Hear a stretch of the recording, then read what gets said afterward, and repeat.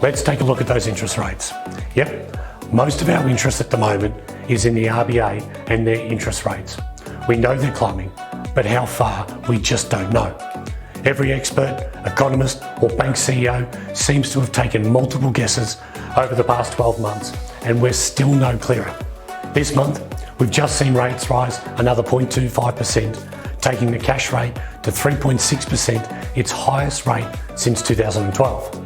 The difference being, in 2012, your property was worth a fraction of its current value, and your wage wasn't likely to be as proportionally different as well.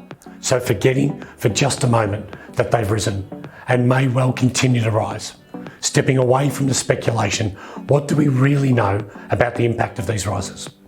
Well, rising rates make home values decrease, whilst increasing costs to service loans and living expenses. So for the majority of us that need banks, we're in a much worse position. It's estimated that the average buyer has had their borrowing capacity cut by up to $306,000 since April last year, which means some buyers can no longer afford the same house they could have bought a year ago.